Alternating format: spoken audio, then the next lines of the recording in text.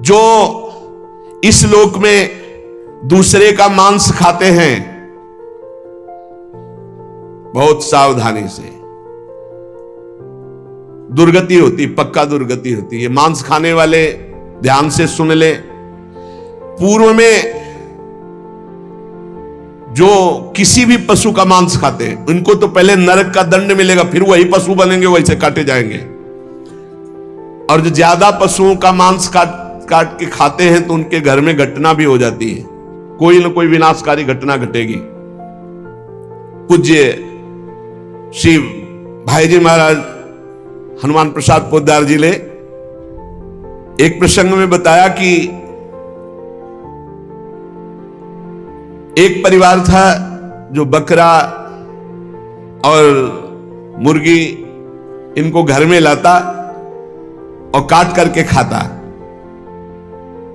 उनके 3 बालक थे, एक 4 महीने का था, एक 3-4 साल का था और एक 12 वर्ष का था। वो रोज देखता 12 वर्ष वाला कि ऐसे वो में कर रहा, उसको काट रहे हैं और फिर वो बनाया जाता, खाया जाता। तो एक दिन अपने छोटे भाई को ले गया, उसकी बुद्धि खराब हुई, वही गड़ासा, और उसने कहा चलो खेलते हैं, पापा जैसे काटते हैं ना मुर्गी वैसे खेलते हैं। तो छोटा 3-4 साल का था, उसने हाँ छत में ले गया और चढ़ बैठा, जैसे चढ़ के बकरे के ऊपर, मुर्गी के ऊपर, और बस वो काट डाला। और जो काट डाला तो चीख निकली तो वो अपने छोटे बेटे को नहला रही थी जो 4 महीने का, टप में ऐसे खड़ा करके, और वो छोड़ करके भागी ऊपर। तो टप में जितना पानी था वो बच्चा गिर गया, उसकी हिम्मत उठने की थी नहीं, वो वहां मर गया। और जब ऊपर गई उसका, अरे दुष्ट तूने काट दिया, तो छलांग मार गया भय से, वो नीचे आके गिर के मरा। पूज्य भाई जी ने तो विस्तृत में लिखा है कि इन मांस खानों वालों के परिवारों का बहुत बुरी तरह नाश होगा, और जब ये मरेंगे तब नरक जाएंगे, और फिर जब जन्मेंगे तब ये फिर वही बकरा बकरी बनेंगे, ये काटे जाएंगे। होश में रहो, समय आने दो, कर्म अवश्य में भोक्तव्यम, तुम्हें भोगाएगा, रो नहीं पाओगे।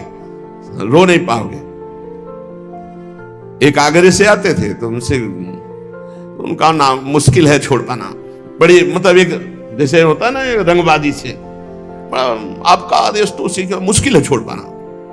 बढ़िया स्वर्णिम उसकी पट्टे की घड़ी और बढ़िया नक्शे से, हर दांत बता रहे थे कि हर समय पान खाते रहते हैं।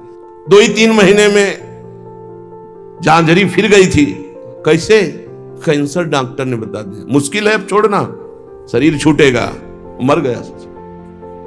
मुश्किल है तो शरीर ही छूट जाएगा। इसका शरीर छूटना तो मुश्किल नहीं है, क्योंकि मरण धर्मा शरीर है। उसमें पूरा परिवार नष्ट हो गया। जो यहां दूसरों के मांस को खाते हैं तो बड़े बड़े हाथियों से उनको पहले कुचलाया जाता है, चिरवाया जाता है, फिर कोल्हू में पेरा जाता है। बढ़िया आनंद लो।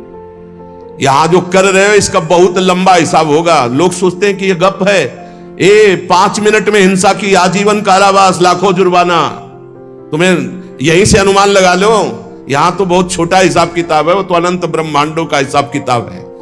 आप विद्धास्तु यैर्वेदा वन्यास्य हिताग्नि भी ता इमे शैल श्रृंगाग्रात पात्यंदे धा पुनः पुनः। जो अपने पूर्वजों को पिंडदान नहीं देता, हवन नहीं करता, शास्त्र मर्यादा के अनुसार नहीं चलता, जो बिना पाणी ग्रहण किए व्यभिचार करता घूमता रहता है, ऐसों को बड़े बड़े ऊंचे पर्वत से नीचे खोपड़ी के बल फेंका जाता है। और जब नीचे गिरता है तो बड़ी बड़ी विषैली चींटियां चिपक जाती हैं और काटती हैं। अब और सावधानी की बात, जो पापी पुरुष के द्वारा दिया हुआ दान लेता है, स्वीकार करता है, पापी होश में ये रुपए की गड्डी नरक पहुंचा देगी।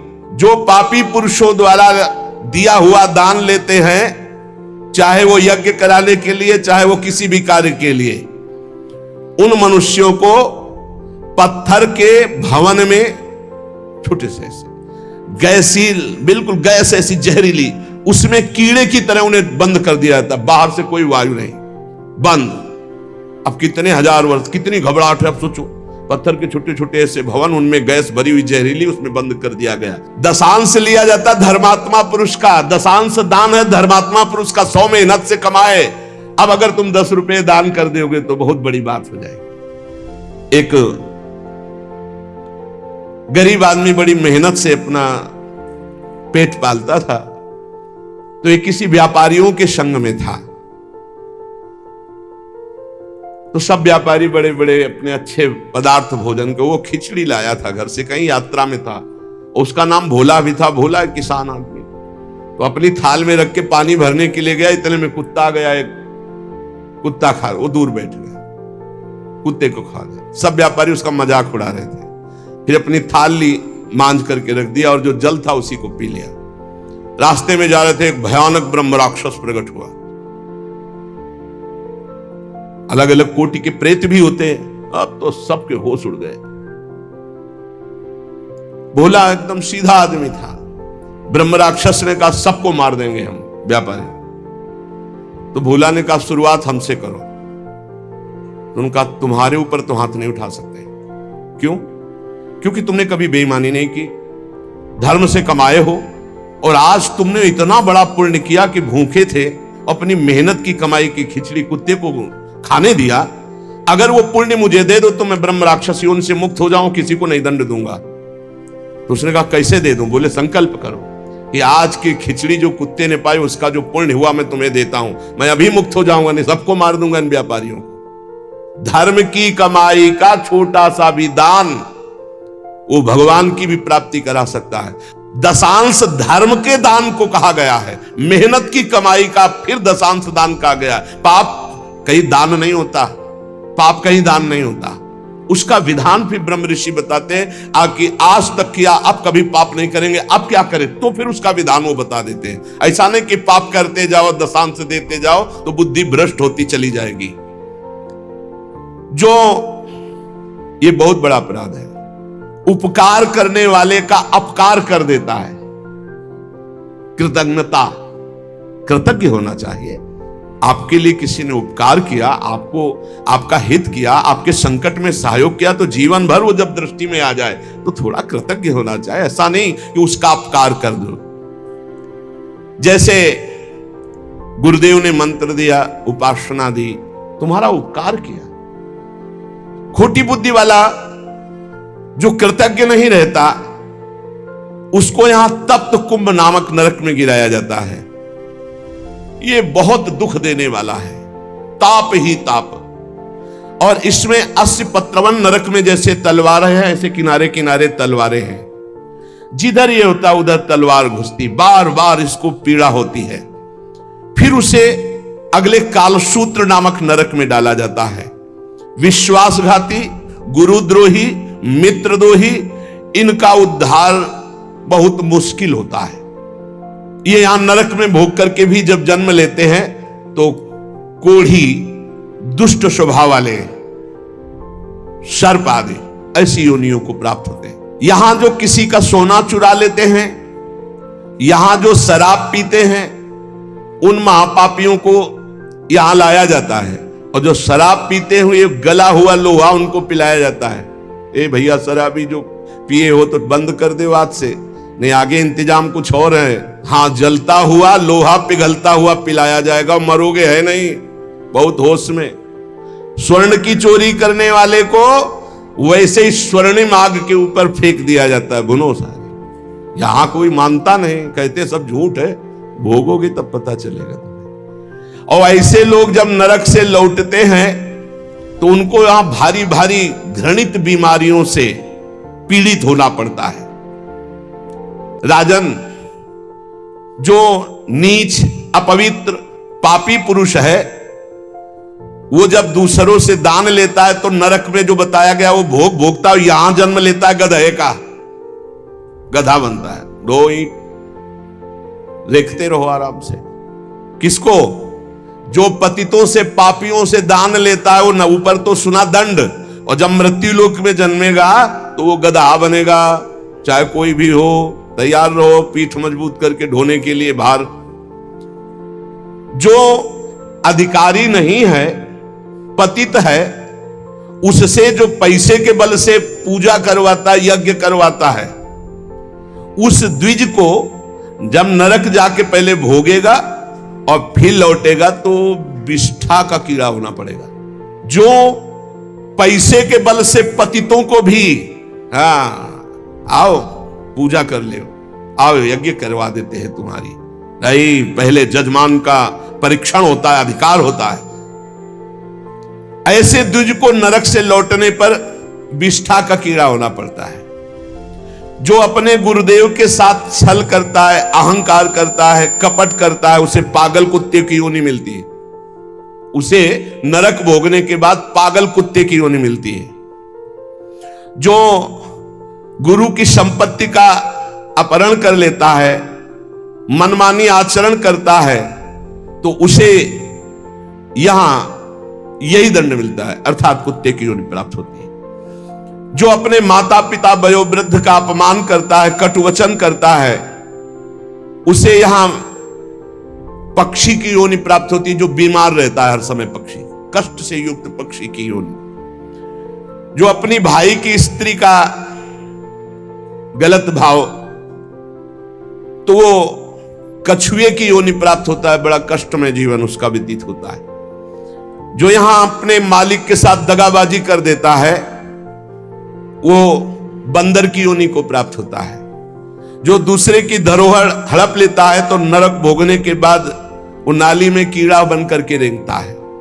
जो दूसरों के दोष देखता रहता है, वो नरक भोगने के बाद यहां अंधा पैदा होता है, आंखों से अंधा पैदा होता है। जो अपने मित्र या अपने प्रियजनों के साथ विश्वासघात करता है, वो मछली की योनि हजारों बार जन्म लेता है।